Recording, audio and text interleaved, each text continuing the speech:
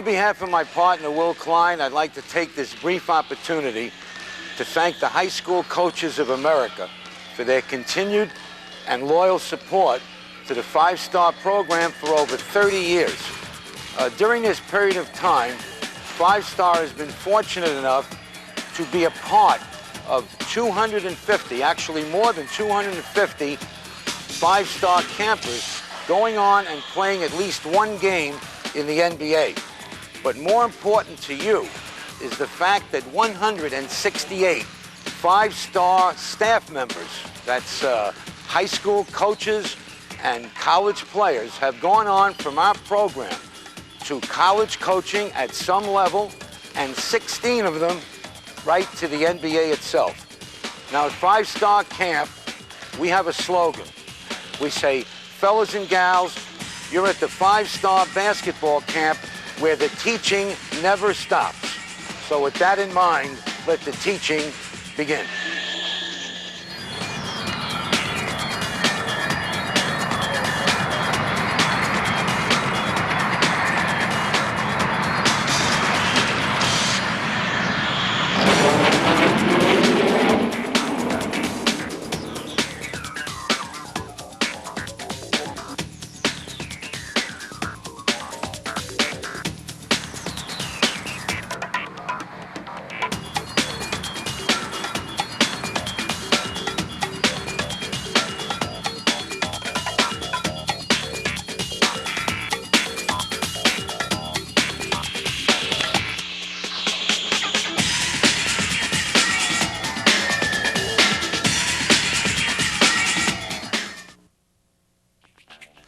Hi, I'm Marv Kessler, and right now, presently, I'm working with the Sacramento Kings. I do their advanced pro scouting, and I'm appreciative of the fact that I got the opportunity to work with these three young players. Let me introduce them real quick, okay? We have Carl Ivy Jones, who played at the University of Rhode Island. We have his teammate, Abdul Fox, who just came back from the Chicago Bulls camp, also from the University of Rhode Island, and Stanley Mills, a good friend of mine who played at St. Augustine College. Now that we got the intros out of the way, just let me say that this tape is for forwards, but it's applicable for any players. And what I'm going to try to do today is teach our young fellas, okay, some of the things they need to learn to become better players. One of the things that they're going to experience as they get older is they're going to be going to basketball camps. And one of the things that I always say when I lecture at the Five-Star Basketball Camp is that you're going to get worse before you get better. That's why we have stations, and that's why we have station masters. As you go from station to stations, besides your games, okay, and besides the lecturers themselves, you're going to be swarmed with an abundance of material. And as you develop these instincts and as you learn the game, you become more and more confused. You don't know when to pass, when to shoot, when to stay in the offense, when to go off the offense. And this thing takes time. So if your skill level is here, you're going to go down, you're going to level off, and it's up to you as to how far you advance. Some guys get it in their freshman year, some guys get it in their sophomore year of high school, and some guys take even to their junior and senior years. But the fact remains that you will get worse before you get better, but you will be a lot better than you were when you started. So with that in mind, let me just say the first thing you need to do is understand what the coach is all about. Get a feeling of your coach, get a feeling of what he wants you to accomplish. But you need to develop these four things if you want to be good players. Number one, you need to develop movement. You got to know how to move. And with movement comes timing. To learn how to move without timing is a waste of time. The third thing, besides movement and timing, is acting. Great players have great acts. Bad players have no acts. And I'm talking ACT, act. If you want to be a great player, you got to have a great act. Ask yourself, how do certain players make fakes and defenders leave their feet, and other players make fakes and defenders laugh? Why do certain players have an easy time of getting free in the low post and other players struggle? The fourth thing besides acting is communication. How you can have five players move on a court that Naismith built for little guys that now has been taken over by these big fellas, okay, and not talk is beyond me. Years ago, if somebody threw me a pass and I made a shot, I said, good pass, good look. If I didn't say it, I never got the ball back. Today, it's a common experience to get a good pass, score the basket, and get back on defense and say nothing to your teammate. So the one thing you have to do is understand that communication is vital. Not only in that area, but in the areas that you will see as we proceed with this tape. So let's get started.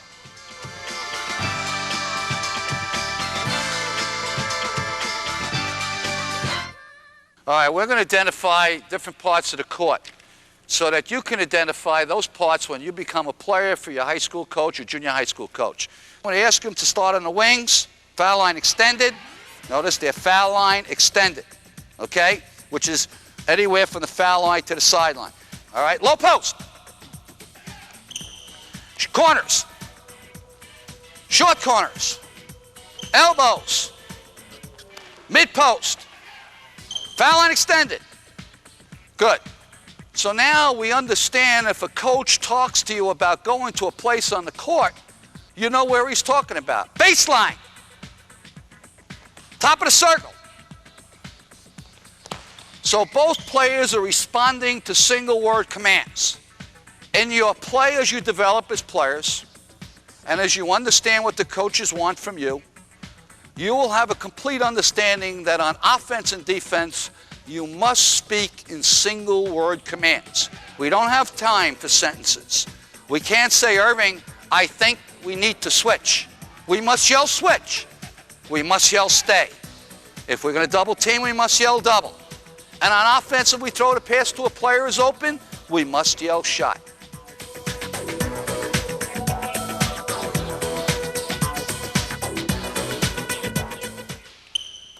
Freeze, freeze. Okay, now here's a situation that's very important when we talk about the word communication. Abdul has screened the defender, all right? Stanley is coming off the pick. Now he can come out or he can roll. Carl is the passer, but not only that, he's the communicator. The passer is the eyes of the cutter. Hold the ball up high, son. High. Right. We like passes from the top. Everybody has their own little thing. I like passes from the top. Notice that Abdul makes a reverse pivot and steps to the ball as Stanley comes to the foul line, and this gives him two options. If the pass is made and the player is open, we want Carl to yell what? Shot. Louder. Shot. Yes, we're playing in front of thousands of people. All right? Now I want you to go to the low post and time your move as Abdul catches the ball. Go ahead. Take him down and out. Flash. Pass. If he's open, we yell shot. Okay? Now we want to make that pass with the left hand. Okay? We don't want to throw the pass into the defender's vision. Go ahead. Use the body. Pop. Good. Shot. Okay. So we constantly are yelling at our players that if you hit a teammate that's open, you must yell shot.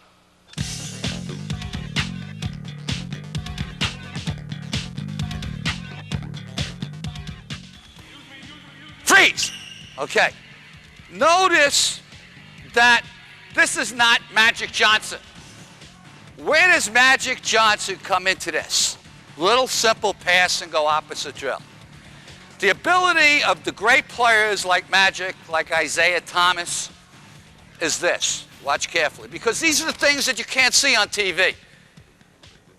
As Abdul set the screen, and as Stanley Mills came off the screen, notice that the player coming off the screen will be free at first, and the screener will be free a second. But the screener is freer more often than the man he screens for. So the important thing for young players on any level to understand is the importance of using and waiting for screens. You can get freer more often off screens than you can by going crazy and taking unnecessary steps and moves and tiring yourself out. Stanley had taken the player low to come high. All great players move low to come high or high to go low. In this case, Stanley went low. Abdul is setting the screen. Okay. As Stanley comes off the pick, and I am guarding Stanley, go ahead, and I am trailing him. For that moment, Stanley's free. But Stanley doesn't know that he's free because I am the defender. The passer knows he's free. And the passer also knows what I just exemplified, what I just pointed out, that the screener in most cases will be freer than the man he screened for. So as he turns and seals me or the other guy who's made the switch, whatever, and steps to the ball, Carl has two passes to make. The man coming off the screen or the man who set the screen. Setting the screen is 50% of the job. Standing there after he comes off and stepping out is not doing the right thing. You must screen and open up to the ball. And you must have the ability to understand that the passer needs direction. And you give him direction. If you feel that you beat your man and you feel you want the ball here, this is your target hand. If you feel pressure on the defensive player on the inside, you want to seal him and show the outside hand. Okay? So we'll give Carl an opportunity to pass to either one of those two guys. Let's go. Do the drill again and run it through. Run it through.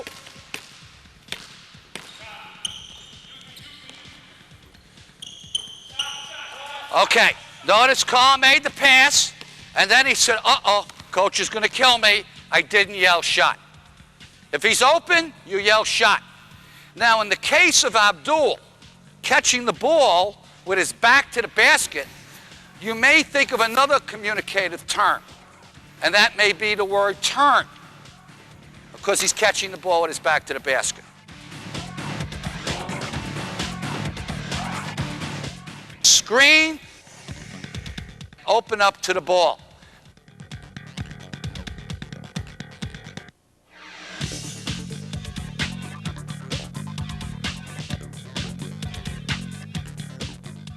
Here we're going to have a drill where we're going to pass the ball to either side. In this case, we'll pass the ball to the right. Working without a defense, we are going to show pass and screen away. Start at the top again, Carl. Ready, go. Use me. Shot! Okay. All right? We'll get another term in here, which is extremely important. The term use me. Let's see if Carl does it. Go ahead.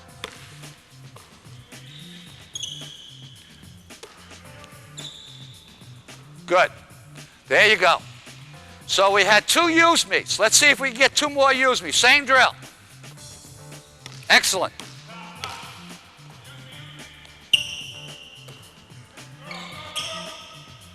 Okay. Now you notice that Abdul yelled curl. Okay, give the ball to Stanley at the top of the circle. Come on over here, Abdul. And here's Abdul coming off on a curl. All right? Because the defensive player is trailing Abdul. So as the defender trails Abdul, he curls, losing me. As he fights through, watch he steps out facing the basket. Step out, son. So if there's a switch, the pass can be faked to him and passed to him. Now the important thing here is another terminology, a use of terminology among players. Think of this. You fake a pass, run that curl again. Same thing, from down on the block. All right, pass came out to stand. You fake a pass to make a pass. You fake a pass to make a pass.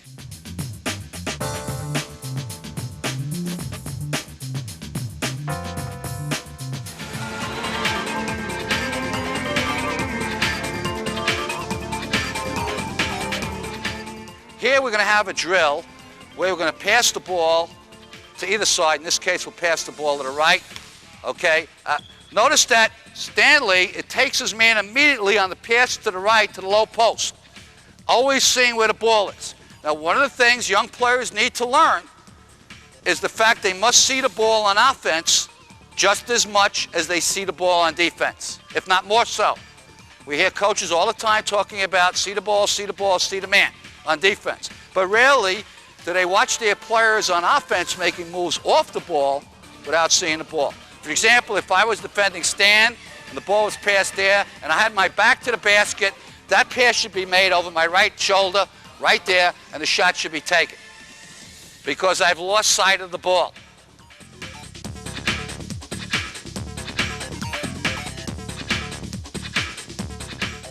All right, Timmy, why don't you come out and make the pass? All right. Abdul, start above the 3-second. Let's see how forwards get themselves free. We're emphasizing 3 moves.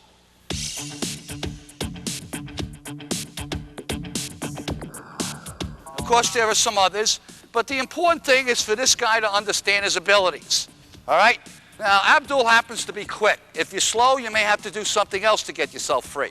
But most offenses start with a guard to forward pass. Whether it's motion or whether it's structure or whether it's passing, whatever you want to call it, usually the guard comes down and will make the pass and then go opposite or go behind or go through, whatever, the coach wants you to do. But the important thing is that the forward's got to get himself free. So this is what we call a 2-count move. Notice that as he makes the move, he never loses sight of the ball. Okay? Let's do a 2-count move, Abdul. Ready? Go. Show a hand. Give it back. 2 counts. Show a hand. Okay, give it back. You hit him for a basket, a layup. Yo, shot. Shot.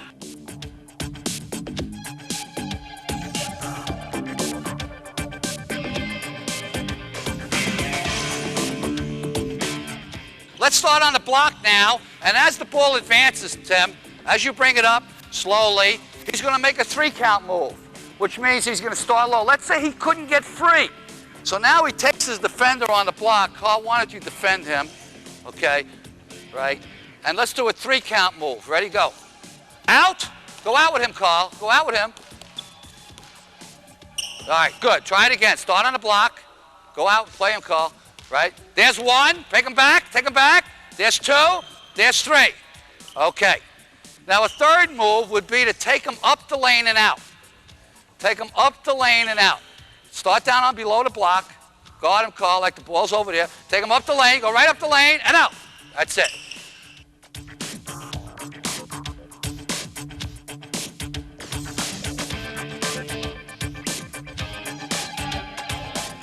In this case, notice it's an excellent move for players who don't have quickness.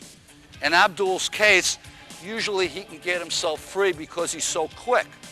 But in the case of a slow player or a player that doesn't have his quickness, the way I would get free on a very good player like Carl Jones is, I can't manipulate him 2 counts, 3 counts. He's just shutting me down. So to guard the forward pass is out. The offense is blown out of the water. So what I need to do is use the defensive player's body. Go with me, Carl. There's the ball. Use his body here and then step out and get free. Now, as I catch the ball, I am catching with one eye, my left eye. And I am looking in with my right eye. So if Stanley is in a low post on the weak side, okay, and he happens to flash to the elbow on the weak side, I can make that pass to him immediately without squaring up and becoming a 3-point threat.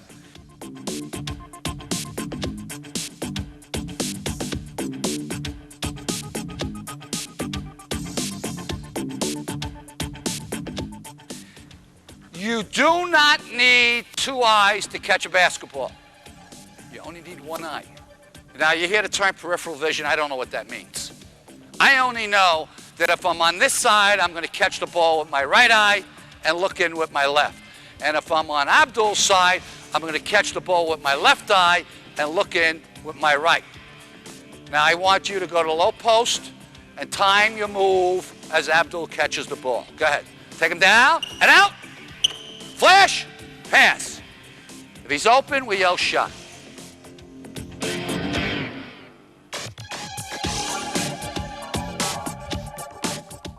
All right, now we're going to work on the other side of the floor. I'm going to bring Timmy in as the passer. And Billy, you play some defense on him. And we're going to get that 2-count move, but we're going to add one-on-one move. Now, this move I especially like. All right? It's a move that I taught Abdul while he was in college at Rhode Island. It's a quick jab step, and you can work on this yourselves in your park. You don't need a defender on it, and we'll show you that in a minute. But in the meantime, let's do it with a defender so you can better see how it works. This is a 2-count move. In other words, he's going to catch it. He's going to make a jab step into the basket. His head is up. He's not looking at the defender. That's a quick move, coming back slow. Okay, take him low, come high. Jab step, come back slow, drive the front foot. Now hold it. Come on back again, Abdul. Put the ball in a shot position in your shooting pocket.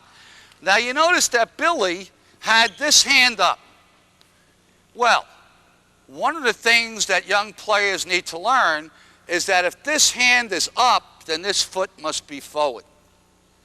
And as Abdul looks at the basket and sees this hand, he does not have to worry about which foot is forward. If the left hand is up, the left foot is forward. And great players drive front feet.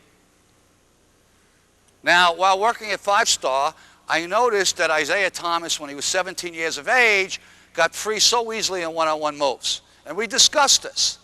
And one of the things that he pointed, he said, Coach, I love to drive the front foot. Well, I thought about it, and I said, well, how would he know which foot is forward if he doesn't look down? Well, first of all, if you're looking at the rim and the ball's in a shot position, you're scaring this guy into playing some defense. Because if he stays back, Billy, then this guy has to be prepared to shoot. So as he made the fake, and remember, a fake is a shot not taken. You must have the ability to shoot the ball off the fake. So as he made the fake, and Billy retracted, afraid of the drive, and then he came back slowly, and the reason he came back slowly is to get Billy to advance. And remember I talked about acting as one of your 4 keys. Well, if Abdul looks at the defender says, well, he's not looking at the basket, why should I come up on him? But if Abdul looks at the basket, puts the ball in shot position, and has a little bit of a smile on his face, just to irritate the defender is going to try to come up and block that shot. And which foot would you drive? Right there, top foot. Okay? So we're going to ask Billy to change feet once in a while, all right? And change the hand, and let's see if Abdul can respond to it. Take him low, see the ball, pop. Okay, left foot went up, he drove the left side. One more time. So right foot came up, he drove the right side. I'm sorry, left foot came up, he drove the left side, took it to the middle. So here we learned the situation. Now, if you want to do this drill on your own without a defender, Billy, could you step out of the picture, please? Okay? Just all you need to do is take the ball and spin it up and just catch it and do the same thing, Abdul, and then take it around the top of the circle, drive step, come back slow, around the top of the circle, drive step, always looking at the basket. Could you do that for us? You better. Okay, flip it up. Let's go. Catch it, drive step, come back slow. No, too slow. Don't drive it. Just do it around the circle. Go all around the circle by yourself. All right? Flip, drive step, come back slow. Too fast. Drive step, come back slow. Drive step is fast, come back slow. Drive step, come back slow. Go ahead. Drive step, come back slow. Go to your left now. A little tougher for righties going to the left because it's not as easy to square going to the left. Go ahead. Try the best you can. Drive step. Good. Come back slow. Drive step. Good. Come back slow. Drive step. Good. Come back slow. So there you go. The purpose of the drive step is to drop the defender, to coming back slow, looking at the basket, a little smile on your face, is to irritate the defender to come up. Now, if the defender stays back, what are you going to do, Abdul? Shoot the jumper.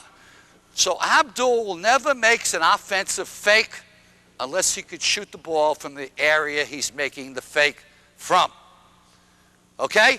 So that's important to understand. Never make a fake unless you could shoot the ball.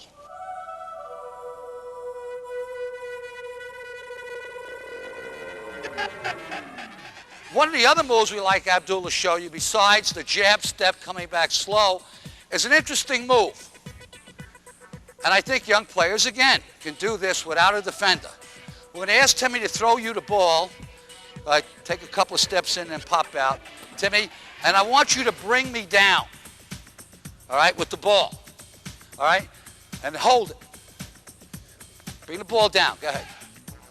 Okay, bring it down. Okay, hold it. Now, here's a situation that's a little bit unique. Abdul has brought the ball down. Now, I have a choice, okay? I could look at him and say, what is this? All right, I could step back, then Abdul will come straight up and shoot the jumper. That's no good. Or I could come up again as he comes up, okay? I cannot go forward and physiologically go back at the same time. So Abdul's theory on this one-on-one move is to hopefully get the defender to go down with him. Being a good offensive player, defenders may go down with you. And that's the worst thing you could do on defense. So I'm going to ask Carl to come over here and go down with you. Then as he goes down, Carl, you go up. And as he goes up, you go by. As he goes up, you go by. All right, go ahead. Take him down. Go down, Carl. Go up and around.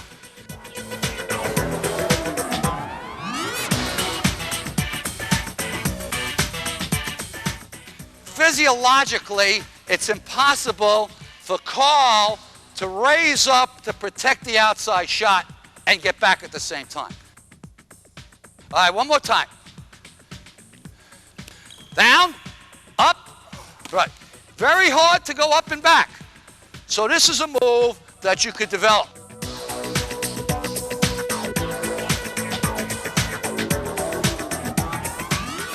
We're going to start with Timmy now, doing the same drill. We're going to ask Abdul to pop out. You know, just lean into Carl's body in here. Okay, like this, Abdul. Lean in without pushing off. That's a foul. Just lean into him, freeze him. Okay, then pop out. Okay, and bring him down. Bring him down. Okay, we're going to do 2 counts. 1, 2, and then up. All right? Let Carl, we'll see how he reacts. Go ahead. Bring him down. 1, 2, and up. And he guides the front foot again. So there's a perfect example of a defender. Now, if he stayed back, Abdul will shoot the jump shot. Again, making the fake, coming back. If he stays, we shoot. If he comes up, we drive the front foot. We work on that a lot because we feel that this foot is back. It's easier to play defense. This foot, he first has to swing into a defensive stance. Okay?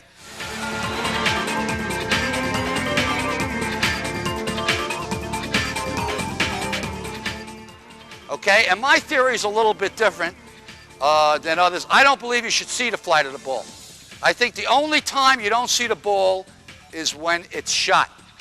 You find your man, you box him, and you get the basketball. Or you find him, and if you're a big guy, you get the basketball. Depends on your size. Point is that every one of these 3 guys is in a potential rebound area. So my theory is don't watch the flight of the ball because I've seen too many situations where, for example, the shot is taken, Carl turns to watch the flight of the ball, and this guy sneaks right in front of him and gets inside possession. So while the ball is shot is the only time that I don't want to see the ball defensively. And remember that the culmination of defense is securing the basketball on missed shots. What good is playing good defense, whether it's pressure, whether it's zone, whether it's soft man-to-man, if you're making the other team take a bad shot or a shot out of their position and they wind up getting second shots. So the culmination of any defense is rebounding the basketball on missed shots.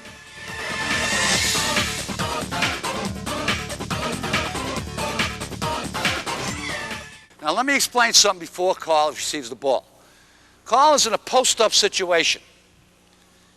The important thing about Carl is that he has to be organized before he receives the ball so he can be better organized after he receives the ball. See, nobody's going to let a great low-post player damage the defender. Other teams are smart. If they're playing man-to-man defense, somebody's going to come down and double. Carl has got to understand where that double team is coming from and get the pass to the open man. In order to do that, Carl has to be like Bill Walton. As the ball is in the air, being passed to Carl in the low post, he has to be, if you could freeze the ball right here, And I could say to Carl, where is the defense? Carl has got to be able to tell me, well, there's somebody cheating from the weak side to come in double. Or the guard who's defending the ball, okay, Abdul, is going to go in double. Now, I just want you to throw the ball, Carl. Don't make a move. And you throw the ball into the Carl. All right. Now, hold it. Notice that he turned and went this way. Again. Make that complete turn. Good. And he goes down to double. Well, he turned this way. I'm going to go this way. You understand? Turn the other way, Abdul. This way. Ready? There he turns this way. I'm going to go this way. So you see, everything is related to the defender.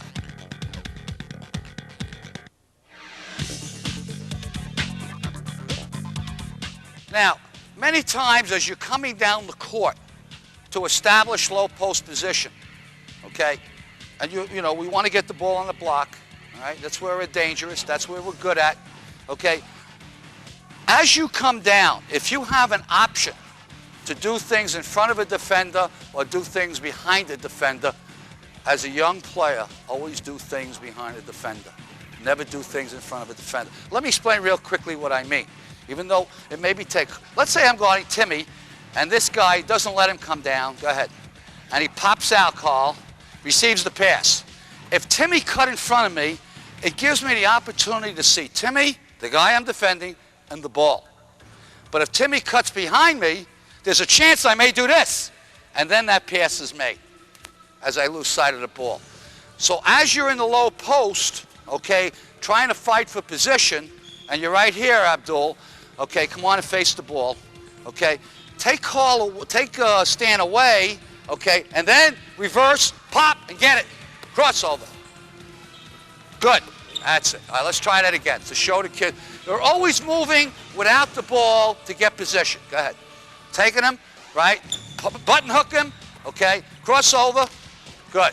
Let's try that again. Take him low. Button hook. Good. Get position. Crossover. Step.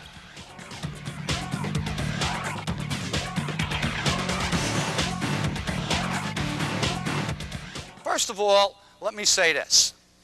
When we talk about post-up moves, we're talking about posting above the block. If Carl was to post below the block and catch the ball and turn baseline on the glass. So we want the post-up player, Timmy, we want the post-up player to post above the block.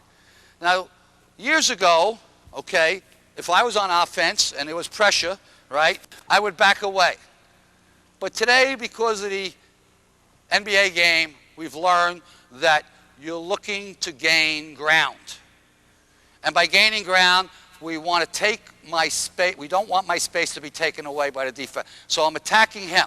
So as I catch the ball, we're going to ask Carl, all right, without a defender at first and then with a defender, okay, to do 3 moves.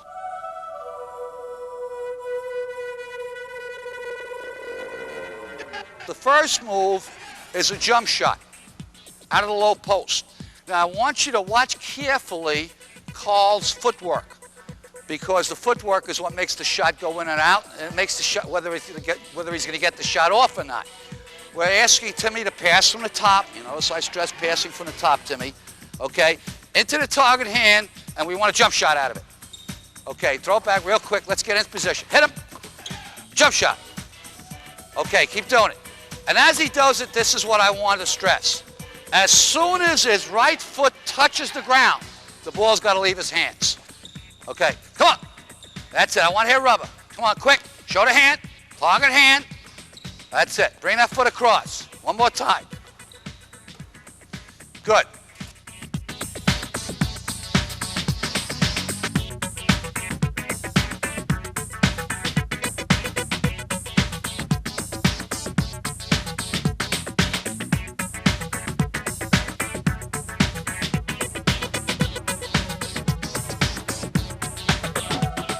Okay, Stan, let's play defense on him now.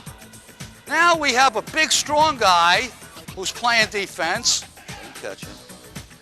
All right, and let's say that he's able to catch the ball. All right, and he turns around and takes the jump shot, and Stanley, who's got great lift, blocks it. So now we know that we have to shoot the jumper okay? Same move, notice the right foot not out here as he comes across, okay? But swinging the body and the legs so it's even. And then going up with a little bit of a fade. Can you do that, Carl? All right, go ahead. Good. Give him some space. Quick. Drive the foot. Fade. Good. Get it up. Get it up. A little bit of fade. Good. Now, these are things that you can't see on a TV camera. Fade. You don't see the fade on a TV camera. You see guys shooting jump, but you don't know that he's fading against the bigger person. Right. He's got to get it up a little stronger. Show the hand. Drive step. Up. There you go. Perfect. Okay.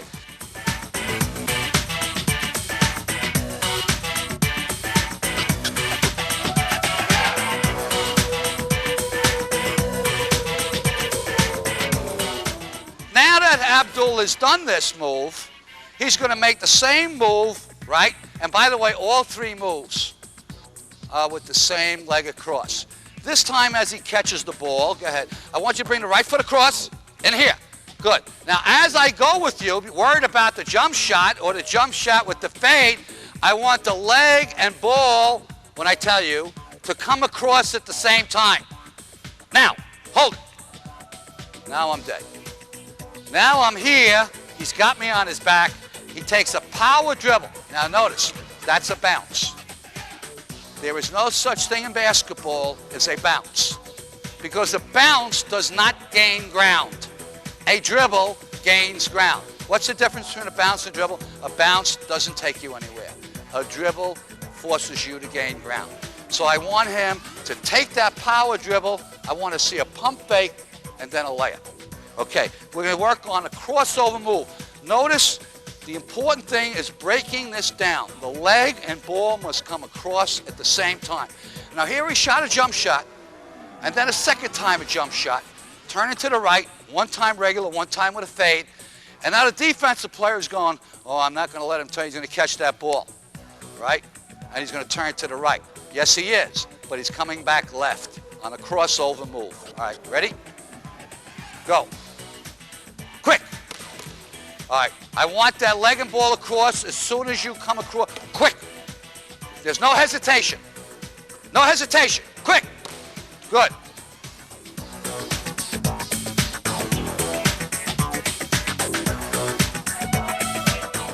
We're going to work on a step and go move. The breakdown is simple. Carl's going to get the ball. He's going to make a short, quick step, fake, and go, freezing the defender. Because he's already done a crossover, he's already done a jump shot off the same right foot coming across. So now he's going to work a step, head fake, go. The step and the head fake at the same time. Try it. Go. Okay, and uses the glass for the little mic hand layup. Step, fake, go. Push the ball out, Carl. Step, go. Don't bounce it. Push it out. Get it away from the defender.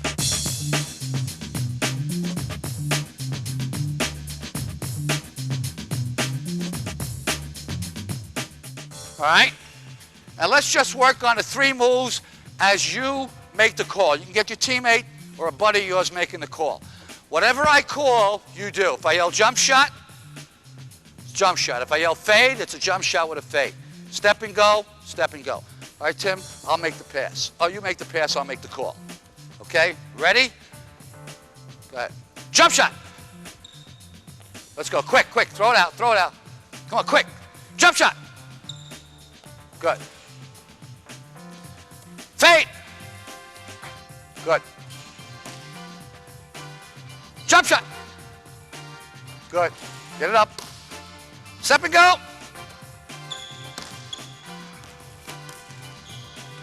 Come on, don't worry about it. Everybody makes mistakes. Step and go. Good. Jump shot. Good. As soon as that right foot hits the ground. So what we're working on is three moves from the low post, each move with the right leg coming across. If you're a left-hander, you should be working on the other side. You always want to post up, if possible, on the side of the court in the low post where your strong hand is coming to the middle so that you can look and then hook, okay? The one shot you want to try to avoid is a shot that they do a lot in the pros, which of course no coach likes, is the baseline turnaround jumper because it takes you out of position to rebound the shot.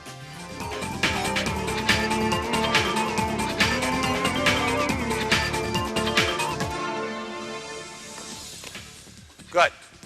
One more time, quick. Like I said, we haven't gone over this. Okay, this time do the same thing, but get that head up. A violent pump fake. Good. Good. Again, and when I say freeze, you freeze. Freeze. Okay. Can he shoot the ball off the fake? The answer obviously is yes. Put the ball down. Head up. Can he shoot the ball off the fake now? The answer is no, because the ball is down. If the head is down and the ball is up, can he shoot the ball off the fake? No, because he doesn't know where the basket is. So if he was to lift up and finally locate the basket, it gives the defensive player a second to play better defense on him.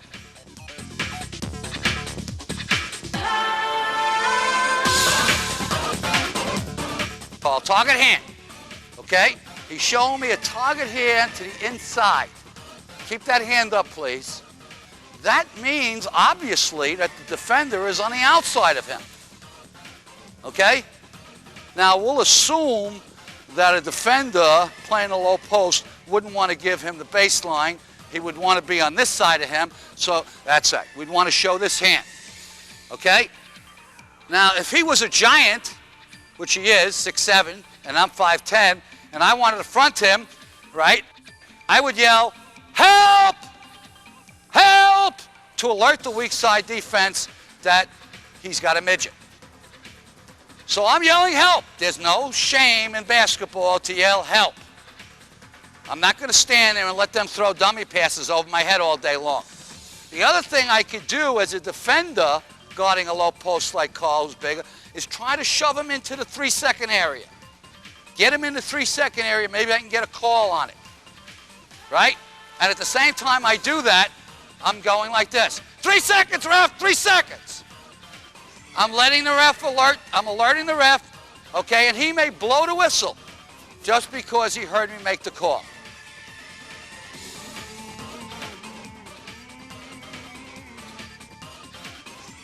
Let me introduce a drill to you, which I think is a good drill. It's an all-purpose type drill, and I think you may want to incorporate it in your practices. You may want to mention it to your coach if you have the tape and show it to him. It's a drill that incorporates a lot of different things. We're going to have 3 offensive players. I'm going to ask the 3 guys in black to take 2 low post positions and a position between the foul line and the top of the circle. Now the 3 guys, the 3 gentlemen that are playing on offense with the dark 5-star shirts are not allowed to move. But the 3 guys in white who are playing defense will rotate clockwise. Okay, so let's do an example of that. Okay, rotate. All right, now of course that weak side guy's really got to get down because the guy with the ball is also on offense, and that's me, the coach. So we have 4 offensive players, myself and the 3 players with the dark jerseys, and there are 3 defenders. Another thing we're going to get out of the drill is that I could, as I yell rotate, could drive the ball anytime I want. And if I do that, if nobody comes up on me, I could shoot it. Well, that's silly. Somebody's got to play me. So the closest defender has got to come up and yell what? Switch. And then this guy rotates down and has all pressure and all switching, leaving the furthest guy from the basket free. So let's see how we do in this drill. All right, fellas, come on. Ready?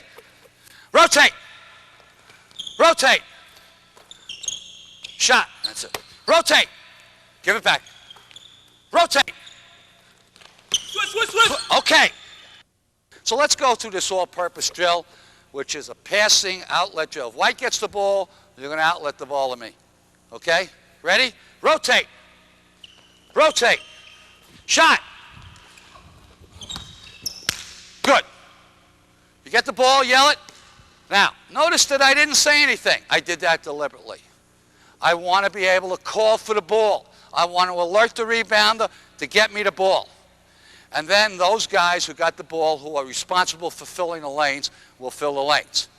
And then we get into our 2-on-1, 3-on-2. Okay, let's try it again. Rotate. Rotate. Switch. Okay, good. Excellent defensive switch. An up switch, can't shoot the ball, can charge, okay, forcing me to go out here with the basketball. Now, let's say I did go out here. What would the rotation be? Let's see. I attacked the basket. Carl jumped out and switched. I threw the ball to him. Abdul goes and gets him. He rotates back. He comes back. And now we're in action again. Okay? So the first initial part of the defense is to stop the dribbler. The second thing on a pass is to allow the pass to the furthest man. And the third thing is to rotate up. Okay? Ready? Rotate. Rotate. Rotate. Almost lost that, Stanley. Rotate. Shot. Ball. Okay, and now we're on our way. Notice that if Stanley had thrown the ball away or down at my feet or over my head, I wouldn't care. I would applaud him. Because Stanley didn't look long. He didn't look anywhere else but to throw the ball to the guard. Okay, now, so the coaches talk about outletting it to the side and the weak side coming to the middle. It's their prerogative to run the break any way they want. Okay, so this is an all-purpose drill, and we run it from both sides. I could attack it, I could shoot it, okay, but the main thing is we want good blockouts. We want good blockouts, we want our hands up here.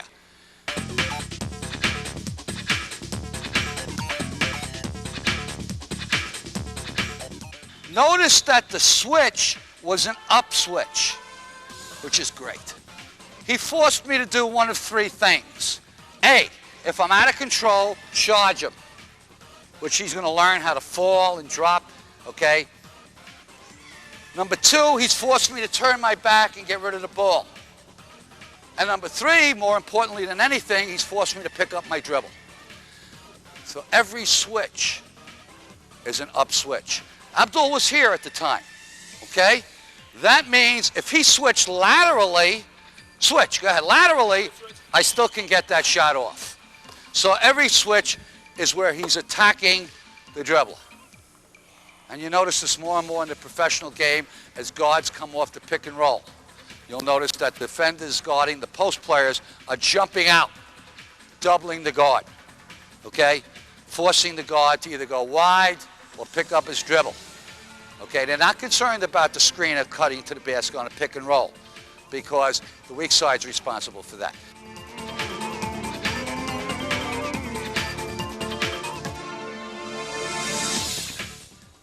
My second theory about that is the outlet of the pass has got to be quick. Therefore, if I was to drift out when my teammates outletted the ball would be in the air. The longer the ball's in the air, the easier it is to steal. So I want a quick outlet pass. And interestingly enough, I have found in practice that the more the ball is thrown away to the guard in practice, the better the break is going to become. For example, many times, Abdul, get the ball and look long, okay? Look long, look long. He's looking long, all right? That's 6 steps for the defense. Then he decides to throw it to me to guard, which I'm calling for it. Another communicated steal. Abdul! I'm communicating to the rebounder, I want the ball.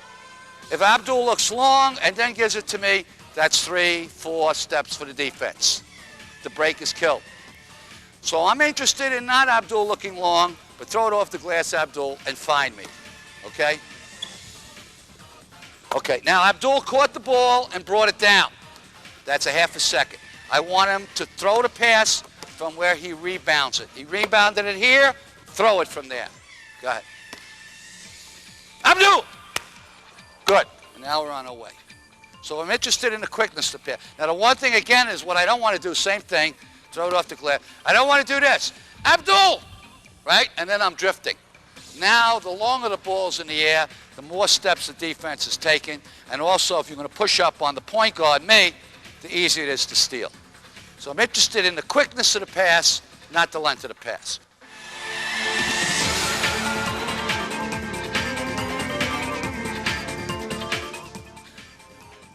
Okay, we're going to ask these guys to just dribble the ball to the block and throw the ball out. Let me show you something very interesting. All right? This is a basic fundamental. You're driving the ball to the basket, and then you're going to pass the ball out to the next player in line. Okay, Abdul, you start us, please. Go ahead. Stop him, Billy. Let's go. Quick. Turning away from the pressure. Turning away from the pressure. Turning to the outside. Excellent. Outside. Hold the ball away from him. Go ahead. Right hand dribble. You're on the right side, you dribble with the right hand. You're on the left side, you dribble with the left hand. You don't want to dribble the outside, turn and pass. Go ahead.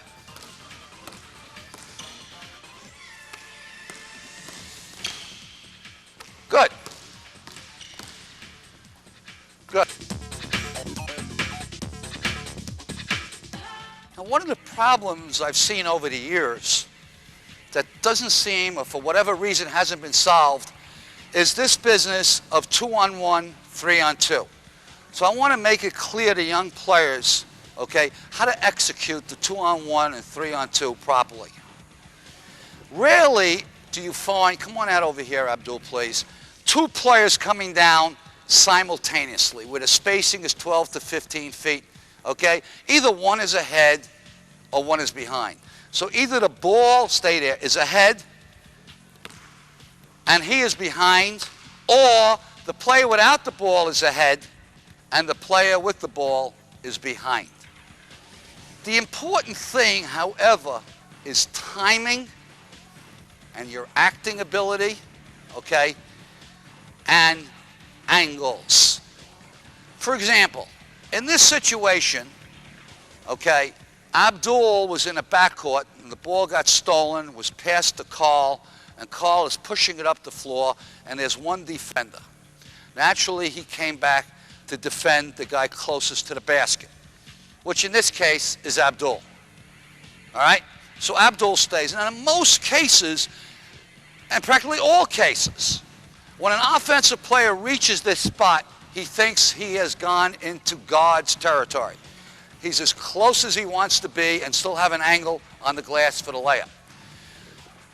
Carl's job, and he's been taught on every level he played at, is to attack the defender. If the defender doesn't go at him, he takes it right in. So we're going to ask Billy at this time to attack him and Abdul to stand still. Go ahead. Go to the basket. Good. Hold it. Stop. Now here's Bill standing and attacking, moving up and attacking Carl, and he's also doing more than one thing. He's taking the angle away on a pass to Abdul. And so many times and so often you see the pass being thrown away. Pass is made, it's intercepted, Billy gets a hand on the ball, it's deflected, or it's a bad pass. What Abdul has got to learn is he's got to provide an angle for the dribbler. The dribbler's done his job. He's attacked the defender and got the defender to play him. Now he's got to come out. Now watch again. If Abdul comes out this way and receives the ball from Carl, he first has to catch it and square around.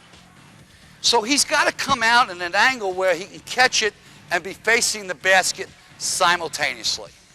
So he's got to come out real quick, give Carl an angle, okay, for the pass. Say, well, wait a minute, he's going away from this. That's perfect. We want that little jumper here because we want to protect the safety of the pass. All right, Carl, start it again.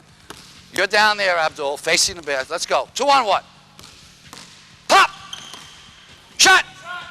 Attaboy. Again. Give it to him again. Let's go. Quick.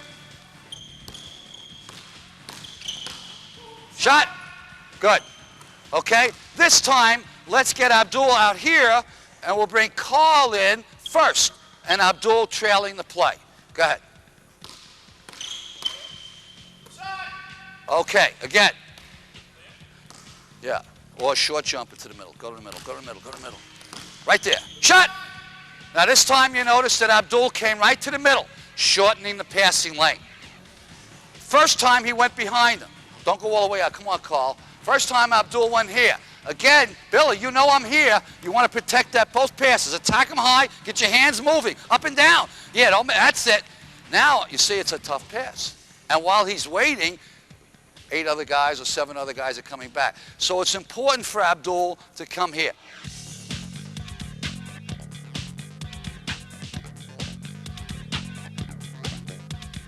Let's finish up with this drill. We're going to ask Abdul again to be late on this move on a 2-on-1. All right?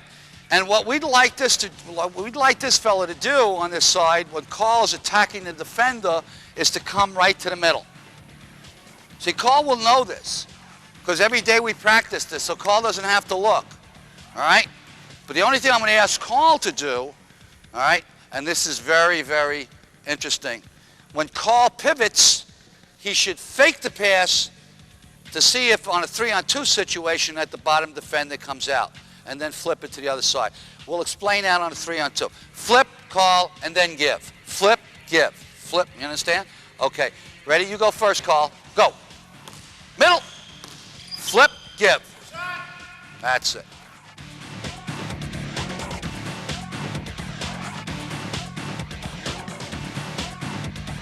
All right, let's finish up with a 3-on-2 situation. And this is the point I want to make. We showed you a dribble drill where players on the right side of the court dribbled here, Billy stopped them, and they turned to the outside. Why did you turn to the outside? Because you wanted to turn away from the defensive pressure.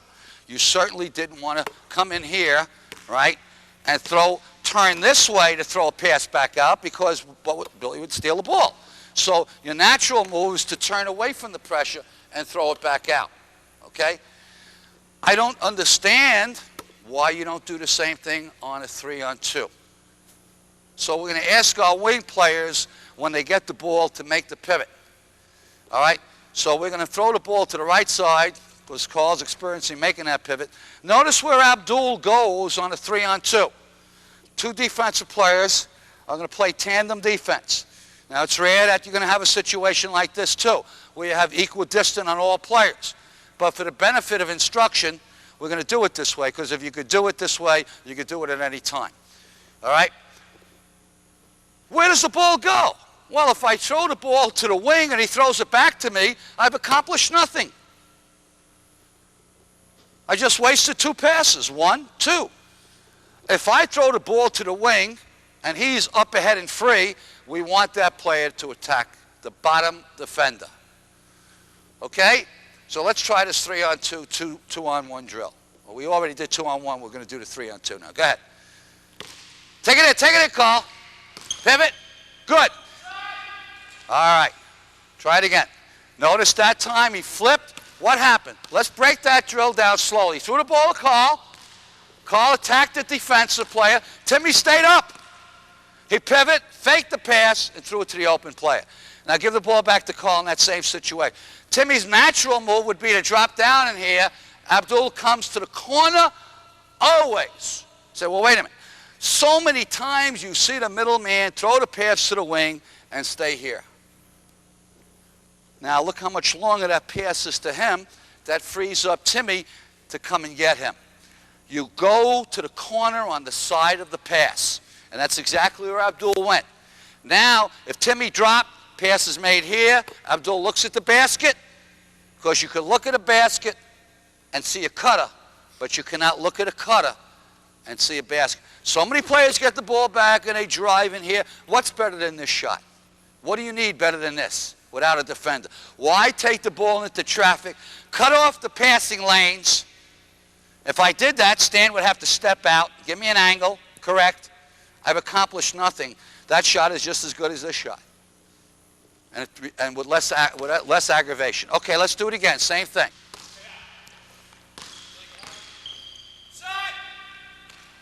Good. Notice the communication.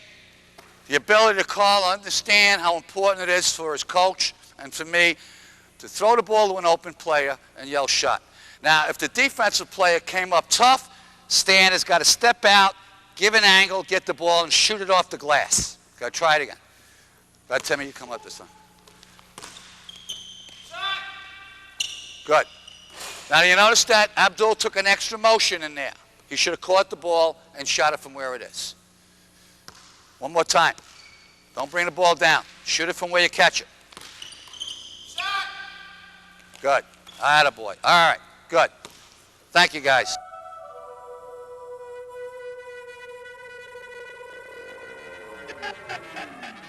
The three-man is the toughest position in basketball. Guards are born guards and centers are born centers.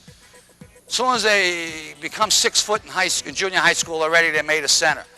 But the three-man is a tough position. He's an in-betweener. He's got to have perimeter skills. He has to have the ability to drive. He has to rebound some. It's a very difficult position because he's inside, outside, and he's got to be very, very active. He has to have a great deal of athleticism to play a three. Size is not a factor. Playing a three position requires the ability to get himself free. Work hard on this move, the jab step and coming back, slow. Taking the ball, jab step, coming back slow.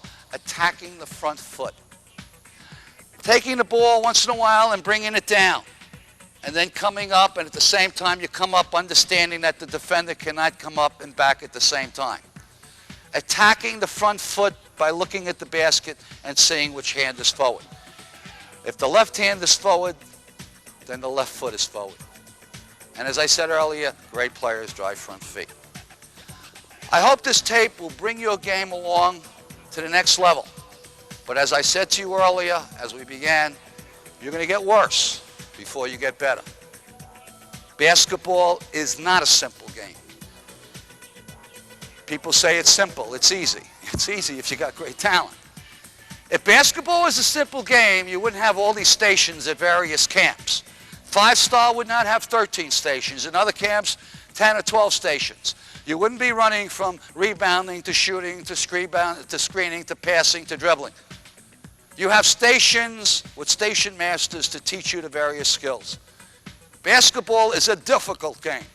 It requires great work, great ethic.